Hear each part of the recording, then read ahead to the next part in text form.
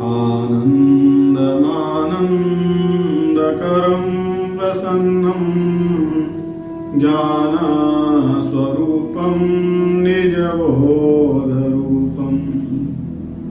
योगीन्द्रमीशं बहुरोगिवैद्यं श्रीमद्गुरुं नित्यमहं नमामि। श्रीमद्गुरुं नित्यमहं नमामि। यं ब्रह्मा वरुणेन्द्ररुद्रमरुतः स्तुवन्ति दिव्यैस्तवैः वेदैः साङ्गपदक्रमोपनिषदैः गायन्ति यं सामगाम्। ध्यानावस्थिततद्गतेन मनसा पश्यन्ति यं योगिनो यस्यान्तं न विदुः सुरासुरगणा देवाय तस्मै नमः। नारायणं नमस्कृत्य नरं चैव नरोत्तमं देवी सरस्वतीं व्यासं ततो जयमुदीरये। बोलिए कार्तिक मास की जय हो। नारायण भगवान की जय हो। शंकर भगवान की जय हो। ओम इष्ट देवीभ्यो नमः, स्थान देवीभ्यो नमः, कुल देवीभ्यो नमः, ग्राम देवीभ्यो नमः, तत्क्रम प्रधान देवीभ्यो नमः, सर्वेभ्यो देवीभ्यो नमो नमः।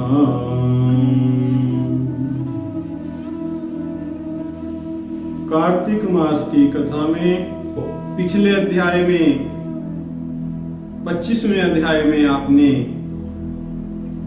कर्मों के बारे में सुना कि किस प्रकार बिना दिए भी पुण्य या पाप दूसरे को प्राप्त हो जाते हैं। बड़ा विस्तार से उसमें समझाया गया। और आज पापी मनुष्य को भी केवल संसर्ग से, केवल देखने से, सत्कृत्यों को देखने से पुण्यों की प्राप्ति हो जाती है। इस बारे में बड़ा सुंदर इतिहास है, बड़ी अच्छी कथा है। भगवान श्री कृष्ण जी सत्यभामा जी को सुना रहे हैं। श्री कृष्ण उवाच पुरावन्ते पुरे कश्चित् विप्र आसीत् धनेश्वरः ब्रह्म कर्म परिभ्रष्टः पापकर्मासु दुर्मतिः। भगवान कहते हैं कि उज्जैन नगरी में ब्राह्मण कर्म से रहित, जो ब्राह्मण का अपना कर्म है, पूजा पाठ दान लेना देना, यज्ञ करना कराना, पढ़ना पढ़ाना, उनको छोड़ करके, वो कर्म तो नहीं करता था, उनसे तो रहित था, वो तो उसने छोड़ ही दिए थे, बल्कि पाप युक्त कर्म करता था। ऐसा एक अत्यंत दुष्ट बुद्धि वाला धनेश्वर नाम का ब्राह्मण था। तो करता क्या था वो? रस कंबल चरमाद्यहि सो सत्यानृत वृत्तिकः स्त्रिय वैश्या सुरापान युक्त संतप्त मानसः। वह रस कंबल चरम आदि चमड़ा आदि का वाणिज्य करके अपनी जीविका अर्जित करता था। और क्या करता था? चोरों का संग करता था, वेश्यागमन, सुरापान करता था, मदिरा पीता था। और इस कारण से जो इस प्रकार के कर्म करता है, आगे तो उसकी जो गति होती है वो तो आगे वर्णन आएगा, लेकिन उनका मन संतप्त रहता है, वो दुखी ही रहते हैं। उन्होंने कहा कि उसका मन हमेशा संताप युक्त रहता था, संताप से युक्त रहता था। देशांतरम गच्छन् क्रिय विक्रिय कारणात् महिमा स्मृतिं पुरीमागात् कदाचित् धनेश्वरः। एक बार वो धनेश्वर खरीदने बेचने के निमित्त अर्थात व्यापार के विषय से देश देशांतर में घूमता फिरता माहिष्मती अर्थात माहेश्वरी नाम की एक नगरी में गया। उस नगरी का राजा था माहिष, उसने उस नगरी को बसाया था, इसलिए नगरी का नाम था माहिष्मती। बड़ी सुंदर पापों का नाश करने वाली नर्मदा वहां बहती थी उसके पास। तो वहां जो धनेश्वर है वो क्या देखता है कि कार्तिक व्रतस्तत्र नाना ग्रामागतान् नरान् स दृष्ट्वा विक्रयं कुर्वन् मासमेकं वाससः। कि वहां उस नगरी में वो धनेश्वर अनेक ग्रामों से आए हुए कार्तिक व्रत करने वालों को देख करके 1 महीना रहा। उनके नर्मदा के पास जो माहिष्मती नगरी थी, माहिष्मती नाम की, वहां वो रुका और उस नगरी में कार्तिक का व्रत करने वाले कुछ लोग आए हुए थे, वैष्णव लोग। लोग तीर्थाटन जाते हैं कार्तिक के महीने में, माघ के महीने में तीर्थों में जाके व्रत करते हैं, जिससे ज्यादा से ज्यादा हम पुण्य अर्जित करें। व्रत आदि नहीं करते। तो वहां कुछ ऐसे संत आए हुए थे, ऐसे मनुष्य। तो स नित्यं नर्मदा तीरे भ्रमण विक्रय कारणात् ददर्श ब्राह्मण स्नानात् जपेनावार्चने स्थितान्। देवार्चने स्थितान्। वो माल बेचने के लिए नित्य नर्मदा नदी के तीर पर भ्रमण करता था। उसका काम तो व्यापार था, चमड़ा आदि जो बेचता था वो बेचता हुआ फिरता है, तो चमड़े की चीज, रस बेचता था, कई प्रकार के घूमता था। नहाकर जप तथा देवताओं की पूजा में लगे हुए ब्राह्मणों को देखता था। वो तो अपना व्यापार था उसका। और वहां क्या देखता था कि जो ब्राह्मण देवताओं की पूजा करते थे, स्नान करके आते थे, कोई उनमें से पुराण पढ़ रहे होते थे, कोई पुराणों को सुनने में लगे हुए थे, कोई कथा कर रहा था पुराणों की, कोई सुन रहा था, और कोई अपना विष्णु भगवान का कीर्तन कर रहे थे, गाने बजाने नृत्य में लगे हुए ऐसे लोग। कुछ लोगों को विष्णु की मुद्रा से अंकित तिलक लगा हुआ बड़ा सुंदर भगवान विष्णु की मुद्रा, और कुछ जो तुलसी भगवान विष्णु जी को प्रिय है ऐसी तुलसी जी की माला पहने हुए थे। तो बड़े सुंदर सुंदर वैष्णवों को, पूजा पाठियों को, धार्मिक मनुष्यों को उसने वहां देखा। अब केवल देखा है अभी, और नित्य भ्रमण करते हुए धनेश्वर को वैष्णवों के दर्शन तो हुए ही, लेकिन कभी कभी स्पर्श भी हो जाता था, कोई छू भी लेता था, संभाषण भी हो जाता था, व्यापार के विषय में चीज बेच रहा था, जब बातचीत हो जाती थी तो विष्णु के नाम का स्मरण होने लगा उसको भी। वहां विष्णु भगवान का नाम ही गूंजता था। और 1 मास रह करके, 1 महीना रहकर धनेश्वर ने कार्तिक की उद्यापन विधि और भक्ति सहित हरि का जागरण भी देखा। अब वो वहां रहे, बाद में उन्होंने उद्यापन किया, गृहस्थियों ने, वैष्णवों ने, उसने वो उद्यापन की विधि भी देखी। और इसके बाद पूर्णमासी को ब्राह्मण और गाय का पूजन, ये व्रत करने वाले पुरुषों की दी हुई दक्षिणा देखी, दक्षिणा के दर्शन किए, गौओं का पूजन जो वहां उन्होंने किया, धार्मिक लोगों ने वो देखा, शुद्ध भोजन देखा। और तब जो है सूर्यास्त के समय शिव जी की प्रसन्नता के लिए जो दीप दान दिए जाते हैं वो देखे। कार्तिक की पूर्णिमा को भगवान ने त्रिपुर का वध किया था, त्रिपुर का अंत किया था, इसलिए भगवान शिव की बड़ी महिमा है कार्तिक के पूर्णमासी को। तो भगवान शंकर की प्रसन्नता के लिए भी जो मनुष्य हैं वो दीप दान करते हैं। जब वो दीप दान देखा, और भगवान बता रहे हैं कि वैसे मुझ में और रुद्र में कोई अंतर नहीं है, जो कोई अंतर मानता है तो उसकी संपूर्ण क्रिया निस्संदेह निष्फल हो जाती है। मम रुद्रस्य यह कश्चिदन्तरं परिकल्पये तस्य पुण्य क्रिया सर्वा निष्फला स्युर्न संशयः। अर्थात हरि और हर में भेद नहीं करना चाहिए। मैं विष्णु है, ये शिव है, विष्णु बड़े हैं, शिव बड़े हैं, ये है मैं विष्णु जी करूंगा, शिव जी की नहीं करूंगा, है ऐसा नहीं, इनको एक ही मान लो। ऐसा भगवान कहते हैं कि मुझ में और भगवान शिव में कोई अंतर नहीं है। और जो अंतर करता है इस विषय को लेकर मतलब झगड़ते भी हैं, छोटा बड़ा कहते हैं दूसरे को, कहते हैं कि उनके फिर जो पुण्य किए हुए हैं वो निष्फल हो जाते हैं। ठीक, तो ततः पूजादिकं पश्यन् बभ्राम से धनीश्वरः तावत् कृष्णाहीना दष्टो विह्वलः से पपातः। उसने धनेश्वर नाम के ब्राह्मण ने एक मास जो है महिष्मती नगरी में वास किया। संतों का सत्संग हुआ, दर्शन हुआ, लेकिन उससे पहले तो पूरा जीवन उसने पाप ही पाप किए थे, कोई पुण्य नहीं किया था। इसलिए जो पापी की गति होती है वो उसकी होनी थी।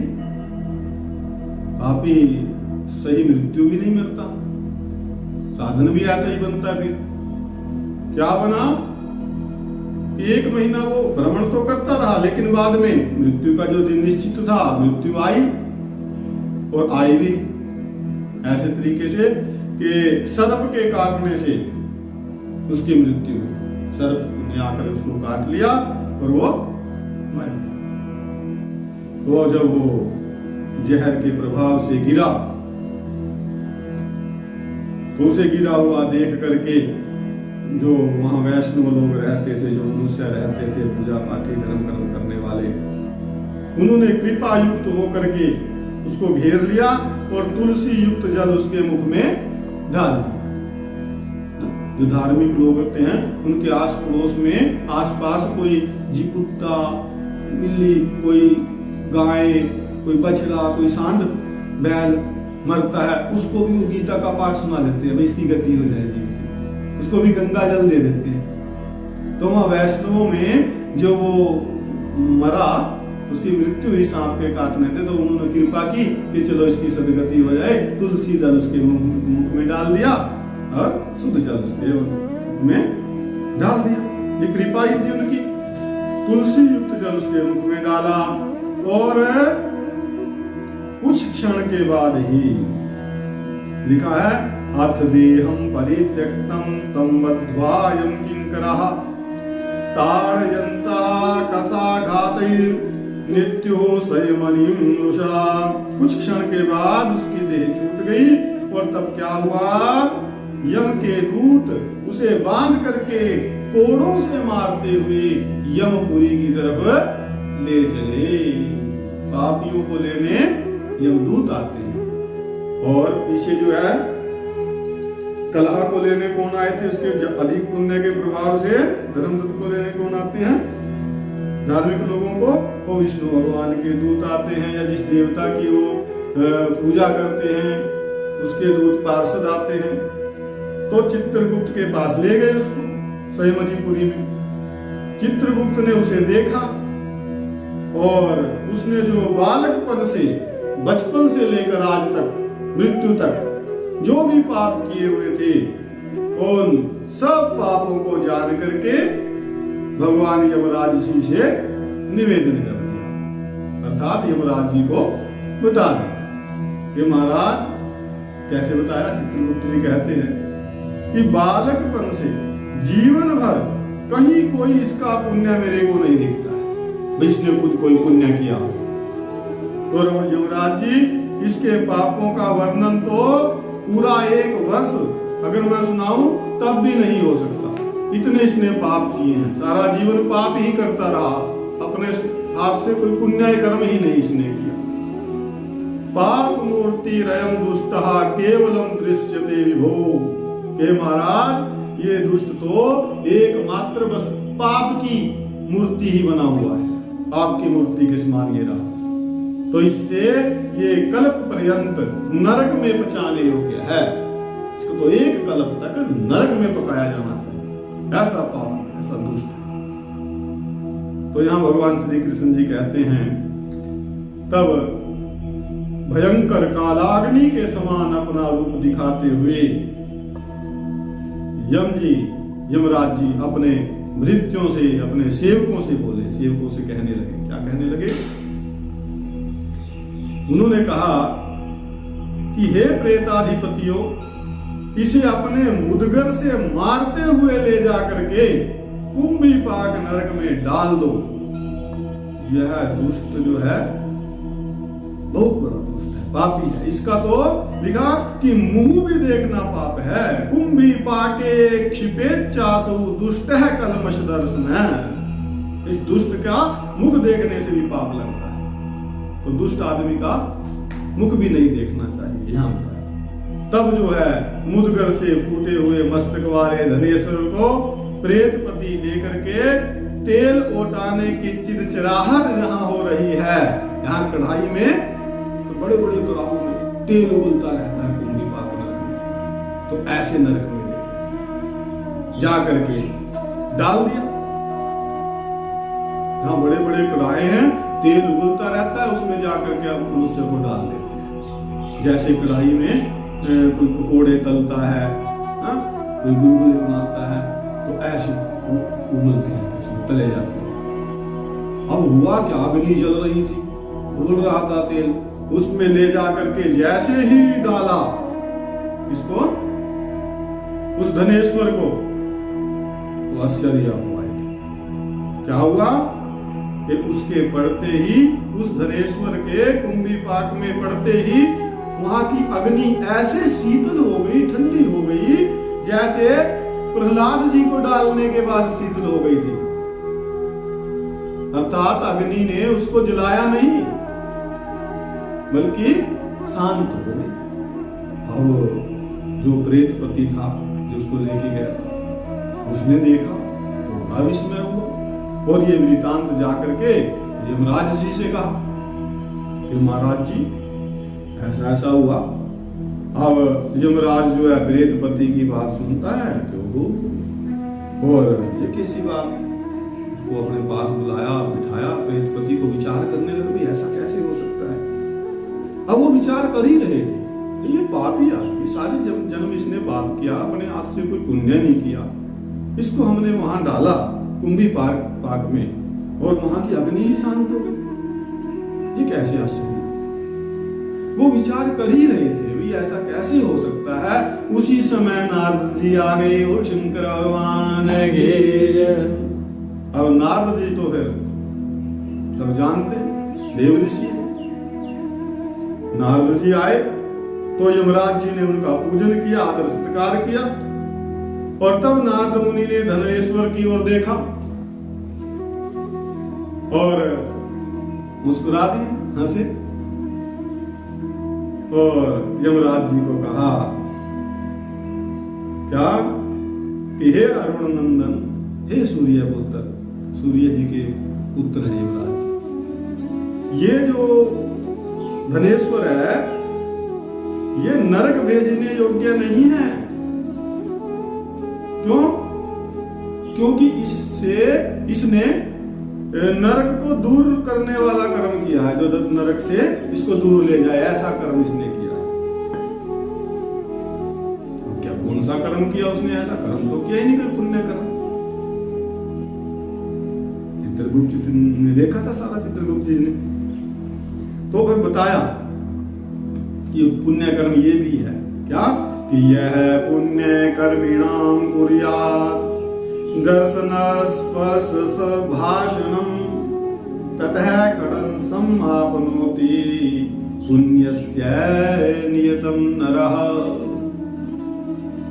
कि जो मनुष्य पुण्य करने वाले मनुष्य के दर्शन स्पर्श भी करता है या उससे संभाषण भी कर लेता है, बातचीत भी कर लेता है पुण्य करने वाले मनुष्य से, तो वह मनुष्य पुण्य कर्म करने वालों का छठा भाग अवश्य पाता है। यहाँ संगति का महत्व, केवल बातचीत का, केवल उनके साथ व्यापार करने का, संभाषण करने का, उनको देखने का इतना पुण्य है। वो धनेश्वर ने, इसने तो अनगणित कार्तिक व्रत करने वाले मनुष्यों का 1 महीना संसर्ग किया। इसने 1-2 को नहीं, अनेकों को देखा। तो इसके पुण्य से या उनके पुण्यांश का भागी हो गया है। तो उनकी परिचया करने वाला ये संपूर्ण व्रतों के अंश का भागी है। इस कार्तिक मास के व्रत से उत्पन्न जो मनुष्य है, उत्पन्न पुण्य है, उनकी कोई संख्या नहीं होती, अर्थात इस कार्तिक से अनंत पुण्य की प्राप्ति होती है, इसकी कोई गणना नहीं। कार्तिक व्रत करने वाले पुरुषों के बड़े भारी पाप को भी भक्त वत्सल भगवान अपने तेज से भस्म कर देते हैं, ऐसा है। और अंत समय में इसको वैष्णवों ने तुलसी दल मिले हुए नर्मदा के जल से स्नान कराया है। नर्मदा नदी बहती थी ना वहां, उनका जल लिया, उससे स्नान करा और तुलसी दल का पान करा। तो इसलिए इसके पाप जो है दूर हो गए हैं।